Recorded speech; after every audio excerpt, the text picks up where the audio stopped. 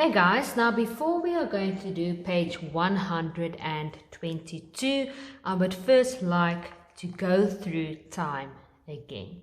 Because I saw last week when we did the assessment that some of you are still confused on how to use a clock.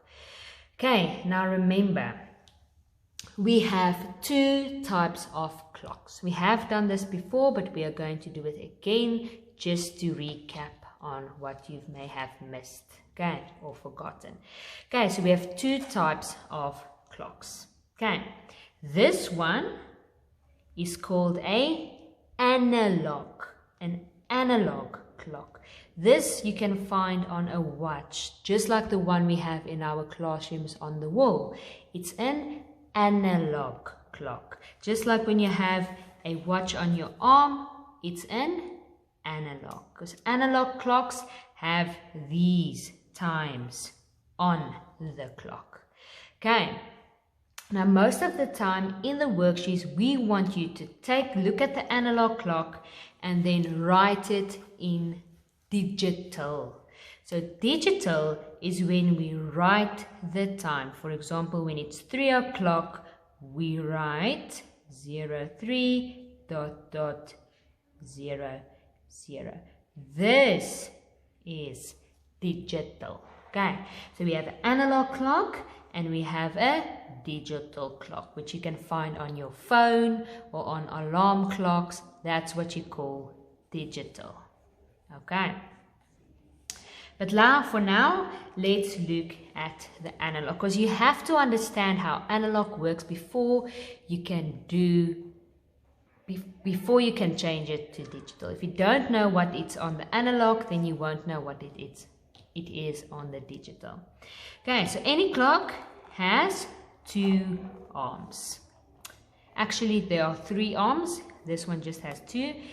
Okay, there are three arms. One arm that's always moving. If you look at my watch that I currently have, there's three arms. One of them are the seconds, because it's always moving.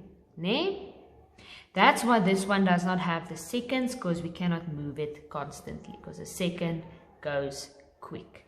Okay, then these two arms are very important. We use them the most when we read time. So we have a short arm and we have a longer arm. Now the shorter arm tells us the hour. The hour. Now if we look at analog and we want to change it to digital, guys, this side we find the hours and this side we find the minutes. That's very important when you want to change analog to digital. So the shorter arm will tell us the hour and the longer arm will tell us the minute.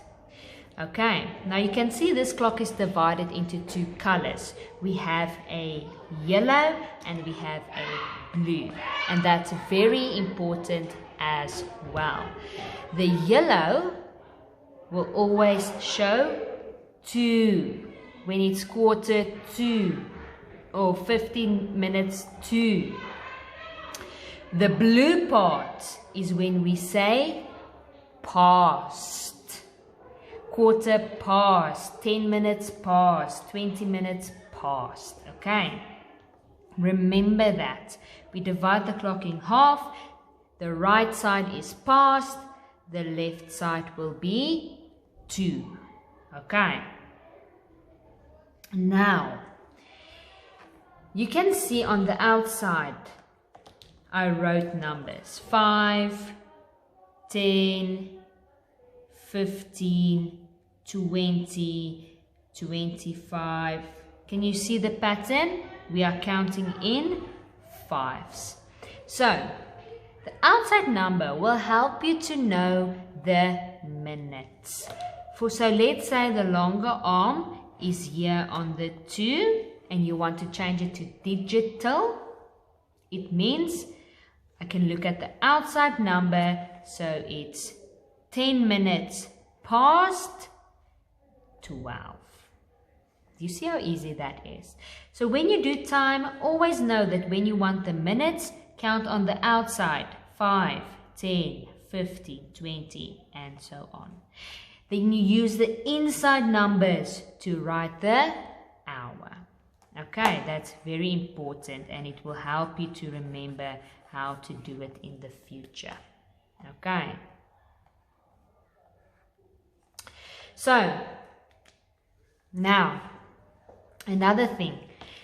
When the shorter arm, sometimes the shorter arm is like over here, and the longer arm will then usually be, let's say it's over here in the 2 side.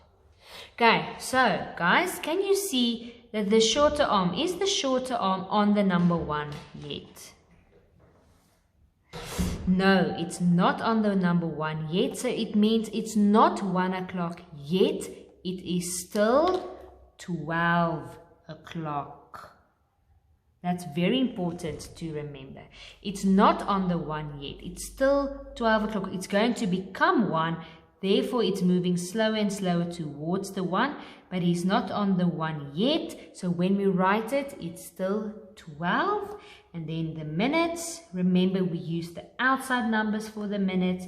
So it's 12:45.